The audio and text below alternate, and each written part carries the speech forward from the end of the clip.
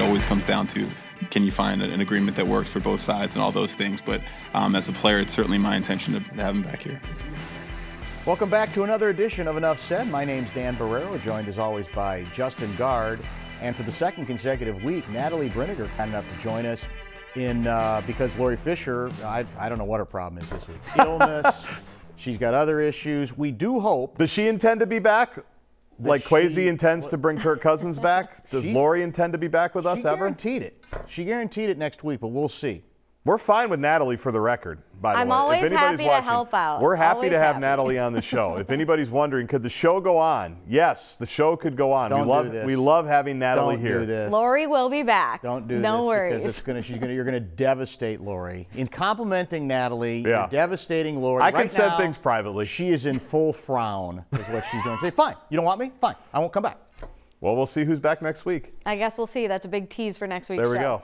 All right, well, the Vikings season is over, and changes could be coming to the team in the offseason. Kirk Cousins is about to be a free agent, but the front office is hoping to bring him back. There's also the question about Justin Jefferson, who's still under contract, but it will be up after next season. And then there's defensive coordinator Brian Flores, who has turned the defense around this season and could be eyeing a head coaching job with another team. So a lot of unknowns surrounding the Vikings' future, Dan. Well, the good news on Flores is he's not going to be the next New England Patriots coach, right? Yep. That line of succession apparently was established a long time ago, and you might have to help me with the Gerard name. Mayo? Exactly. Mayo's the guy who's linebacker been there coach. And has apparently been in position for a long time. They've actually had a plan, which sounds impressive, but there are other openings that might ultimately be of interest to B-Flow. Who's to say? The Cousins issue is the biggest one, obviously, and I don't think we're in total agreement on this, because it's not just because you like Kirk Cousins more as a quarterback than I do, because he's obviously a good quarterback. Right. It's more my concern of whether it's even realistic. I'll put it this way. Does it make any sense for me to spend all the kind of money, to continue to spend the kind of money at the quarterback position you're going to have to do with Kirk, if in doing that you can't bring back Danielle Hunter? Right. Because remember, it's not only Danielle, you're gonna have to sign JJ long term. There's no question that's gonna have to happen, I think, this offseason. And you have a number of other issues that need to be addressed on this team. And I just don't think you can do all of that. And if you can't, to me, that encourages the notion that, as hard as it is to think of, you've got to move on to the next phase and figure out something else at the quarterback position. Because otherwise, I don't think it adds up. And I don't think he's great enough that he's going to elevate you to a place where you bring him back, we're going to be playing for Super Bowl. Well, even as president of Cousins Condos and a guy who's invested heavily in that property and is continuing to sell units, even though we don't know exactly what Kirk Cousins is up to here with the high interest rates that we're dealing with in the mortgage market right now, I agree. I mean, the thing that Cousins guarantees is that you're never going to bottom out and be 4-13, and never going to bottom out enough to put yourself in a high enough draft position to actually go get the quote-unquote no-brainer in the first round. I think I want to bring Cousins back, you know that, and even listening to some of our guests on the radio this week talk about the different quarterbacks that might be available, I'm kind of thinking, I don't think there's a guy at 11 that is going to be at 11 that's worth investing the 11th overall pick in to draft the quarterback of the future. And a week ago, I might have said that. Now, my frame of reference or my thinking, Dan, might change like 9 times before free agency in the draft as we learn about all of these things, but I guess it's, if you never take the shot and you never take the swing, you can talk yourself out of anything. But for me, I just want to bring him back, even though I know it doesn't guarantee a Super Bowl. I know what it does guarantee me, and I'm willing to take the chances with the rest of it. But I still worry about the person making the pick. Enough said. The guy that we heard from on the top of the show, Kwesi Adofo-Mensah. I'm very concerned about what his vision is for this whole thing through 2 years. Well, look, and again, real quick. The one trap that you can't fall into is to pretend to love a quarterback that, to use Sean Salisbury's words, you just like. Right. If you're picking a QB at 11, you have to love him. Yes. Or you have to put all your, basically chips out there and say, we're going after one of those 2 or 3 quarterbacks who are going to go ahead, right? Really 2, I guess, that at the top of the draft. And I'd endorse it, but again, do they even have the assets to get that done when a lot of other teams are going to be doing the same thing? Well, there are quite a few head coach openings in the NFL. Bill Belichick, like you mentioned, leaving the Patriots after 24 seasons and 6 Super Bowl wins. Pete Carroll also leaving the Seahawks. And those are just a couple of the big names. There are 8 openings now in the NFL. And in college football, Alabama head coach Nick Saban is retiring. He has 7 national titles, the most in college football history. And there could be more teams making changes in the future. Plenty of big names here already. What's interesting about, let's stick to the 2 in the NFL before we talk about Saban, or at least that's what I'll talk about.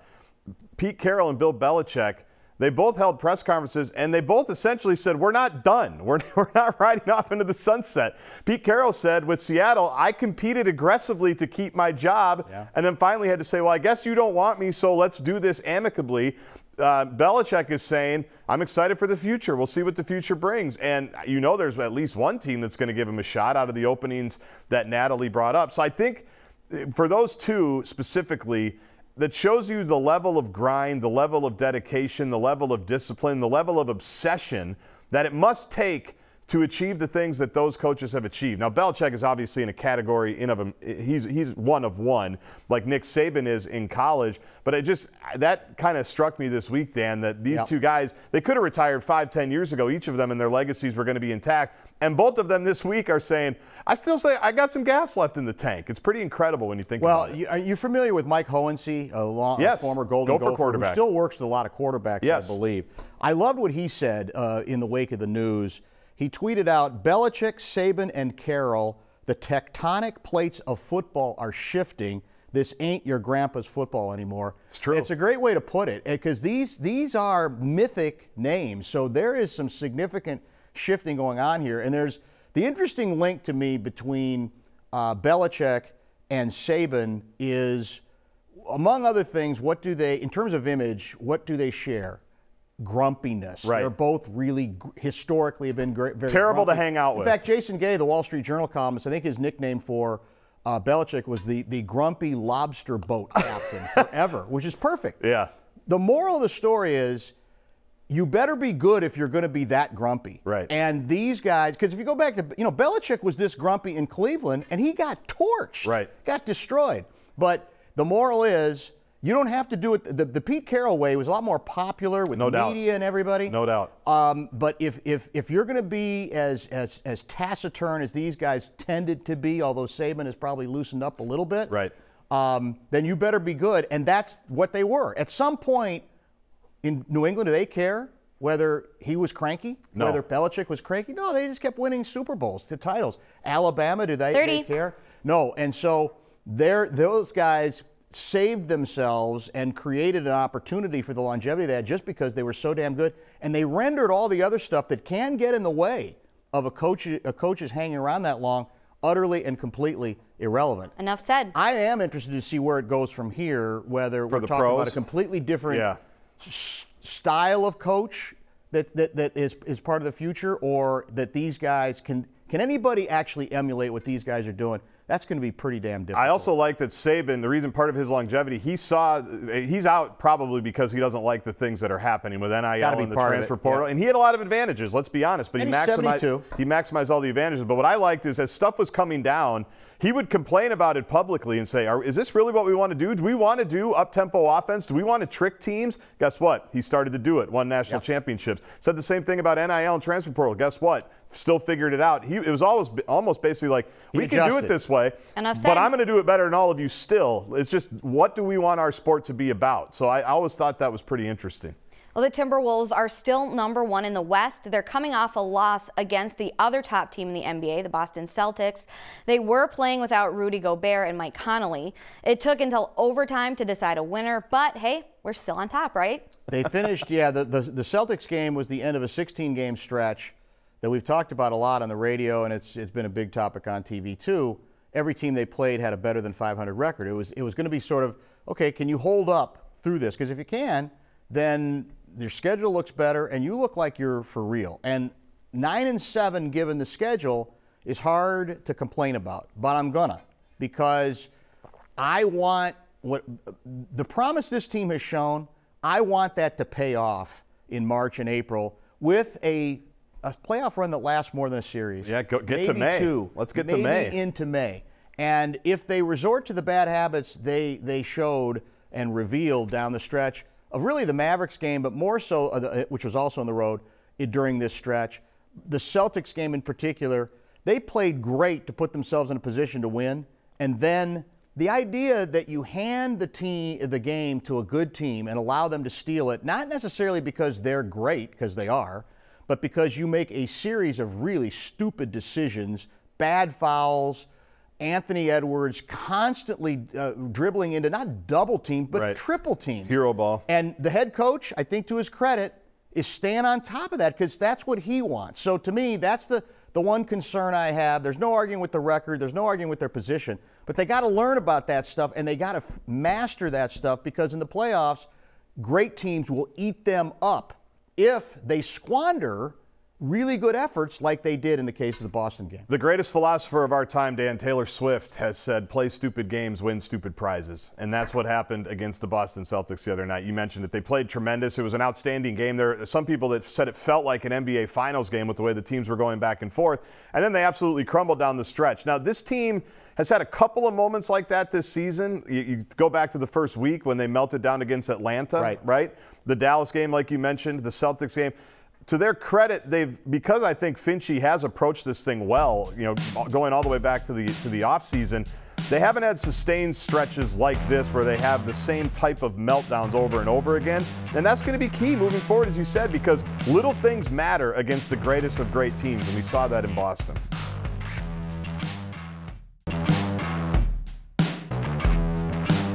The Wild are still on a cold streak, losing 6 of their last 7. And this week, back-to-back losses for the Wild against the Stars, where they were outscored 11-2. So it seems like they're still seeing the impact of those injuries, aren't they? Well, we have, I think, several injured players I thought I read were on the ice this morning, including Kaprizov. That'd be helpful. I don't know what that means in terms of how quickly he might be available to the club. I hate saying this. What's the date? Jan what? The date is January 12th. It's awful. I mean, early to do it. It's a hot take. I might be done with this club. It's just wearying. It's just funny you say that. And again, I get it. A lot of this is the injuries are beyond their control, but we have these sort of, how many years have we had these sort of periods where we're trying to figure out, well, can they recommit? Can they get something restarted? Can they gain in the standings? They're 5 points out, which isn't absurd, but I'm told we got to leapfrog 4 teams at least, maybe 5. I don't know. And then I'm back to saying, to what end? Right. You could at least, I think, say on the Timberwolves, well, you can kind of see the thread of actually, being a factor in the postseason if they figure some stuff out. These guys can't even stay on the ice long enough to figure anything out. We've already made one coaching change. We've already probably destroyed the mental edge for our young, Wallstedt, talented goaltender. We threw him to the Wolves in Dallas. A team that we couldn't beat if we had Cesar Maniago in net right now. To be honest with you, if that's for my North Stars fans. And I just don't see the way. I don't see a way out that gets me excited. No. I'm not saying they can't maybe get healthy and win 8 out of 9 or not, but I to what end? I don't get where we're going. People always accuse us of agreeing too much. Can you confirm for the record we didn't have a pre-production meeting about what we were going to talk about in the Minnesota Wild segment? I'm done with them too. I mean, how can 7th out of 8th in the Central right now? The only team below them in the division is the Blackhawks, who have been tanking for the last few years and are terrible, right? And they got Connor Bedard because of it. Is there a Connor Bedard in this draft, by the way? I have no idea. Can we get one? They're 15 points out of the top 3 in the Central. Enough said. So like you said, even though they've got a wild card path, whether it's 5, 7 points, whatever it is as of this recording, to what? You're going to get in there and play one of the top teams, and to what? Chip chair chance? Sure. And that's fatiguing, and I get it. It's all too delicate. Everything everything's so tender about this, fragile about putting this thing together and keeping it together. And by the way, we're not going to be able to make any trades, right? Because everybody's signed to long-term deals, including no trade moves. And as we said last week, a lot of it's the injuries now. That wasn't the first 2 months of the season. They no-showed the first 2 months of the season, got a coach fired, and add it all up, and there's the numbers that we have. The Gophers men's basketball team is having a great season so far, 12-3 overall, 3-1 in conference play. The team turning some heads already this season. they're playing great, and they're doing what you need to do when you put yourself in a position to win a Big Ten game, kind of like what we talked about last block, Dan. When you're ahead on the road, finish the deal off. It's hard enough to win in the Big Ten on a night-by-night basis. There's not very many great teams, but I don't think there's very many terrible ones. And to me, the biggest difference from a year ago is I think they have a legitimate Big Ten backcourt at the moment, starting with Elijah Hawkins, the point guard from Howard. You can argue if Ben doesn't bench him in the Missouri game because he had a couple of turnovers, they probably win that game, and the non-conference maybe looks a little bit different. He's been outstanding. You're going to see this NBA 3 here. He's a great facilitator. I think he's kind of learning what they want out of him. Mike Mitchell, the guard from Pepperdine, has had a good run here the last month or so as well. So they're getting improved guard play. I mean, they're winning these games. Dawson Garcia has not played that well offensively the last few weeks coming back from injury, and he's arguably their most important player. So question is now, how long can you keep it up? They had a big game against Indiana on Friday night. They've got Iowa on Monday. I mean, the Big Ten's not going to wait for you, but good promising signs to start that they have something here to build off of. The guards, the one thing the guards are doing is they're creating easy baskets occasionally, and that was a big problem for this team. Easy baskets, and that's penetration, vision, and then big men figuring out, hey, if I peel to the basket, I'm going to get fed the ball. And so there are signs of improvement. I hated the non-conference schedule. I despised it. It's one of the worst in the history of college basketball. You can make the argument it allowed Johnson to establish some players in some roles because the Big Ten, they have not been overwhelmed. Right. And, the last 2 years, it wasn't just they were losing. They tended to be overwhelmed as well. So it's a promising start. Long way to go. I'm not ready to extend any contracts, but it's definitely an improvement over what we've seen. Well, Defense Secretary Lloyd Austin remains in the hospital after complications from prostate cancer treatments. Austin's health conditions remained a secret for weeks, and now the Biden administration is facing some criticism and credibility questions about their transparency. So the White House now making changes to the number of people who need to be notified whenever authority is transferred, Dan. I would put it like this, Justin, I don't know if you agree with me. In a Trump administration, if this played out this way, this would be viewed or covered as a sign of utter and complete ineptitude and almost that, are any adults in charge? Right. And it should be covered the same way here. I agree. I'm still mind-boggled by the whole thing. I don't even think, would there be a West Wing episode where this could happen? Maybe there would be. I didn't watch West Wing long enough to know it. But the idea that basically he's in the hospital and in intensive care, and it was till the public knew, I think it was like 4 days, or was it 5? And the president, the White House didn't know for 3 days. Right. This is the Secretary of Defense, for God's sake. And we all like to assume, as cynical as we get about this whole process, that, on stuff like this, they're in charge. The right people are going to know because there's too much at stake. And then we come to find out, the curtain gets peeled back, and it's like, no, we had no idea. I hope nothing for the best for him, obviously, in terms of his health. Yes. I have no idea how he can possibly survive this, but it is a big black mark on this administration that whatever things they put in place, we all assumed would have been in place all along, correct? Yeah, well, just dumb it down to real life, real people life. Imagine your boss not knowing that you're not doing your job for 3 or 4 days because you're in intensive care. Now imagine your boss is the President of the United States and you are second in command to only him in terms of the military chain of command. No, this whole thing is You're saying there's more at stake there than it's like on a radio show? Might be, yeah. Okay. And our boss usually knows if we're about to have surgery, elective or not. Might be right.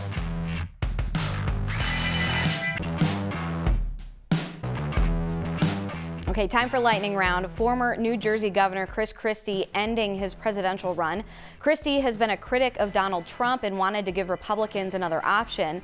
This comes just days ahead of the Iowa caucuses. Well, he will forever have enormous respect from me as being literally the only Republican candidate who has not only refused to bend the knee, a la Tom Emmer, I hope he's watching, but flat out went right at the president. He wasn't passive aggressive about him.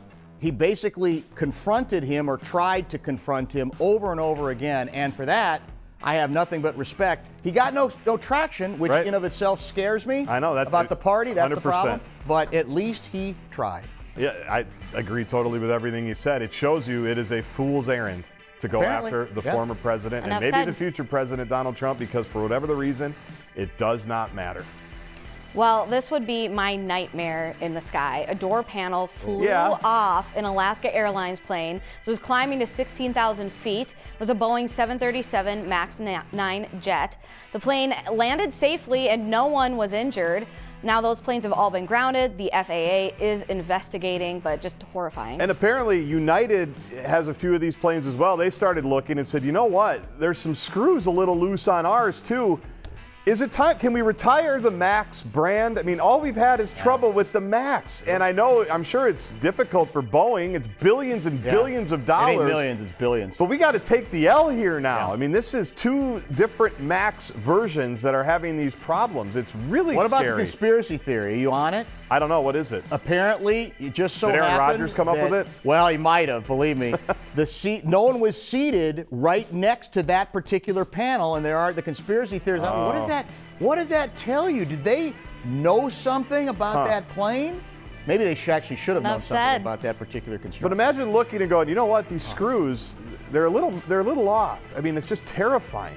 It really is. All right, Lou Nanne announcing this is his final year calling the Minnesota State boys hockey tournament.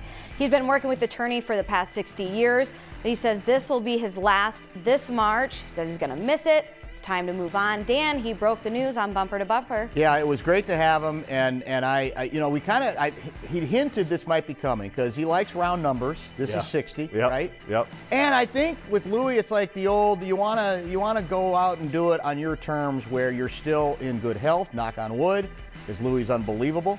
And look, somebody tweeted this morning. I don't remember who it was. I give them proper credit. Is there any question that Louis is on the Mount Rushmore of the hockey community in the state of hockey? He's right there. Yeah. And you could even say he's pretty high on that list. Yeah. But his legacy, his ongoing, commitment to the sport, and to really, like I said, the Minnesota hockey tradition, there's nothing quite like it. Good luck to the brave soul that's going to replace him.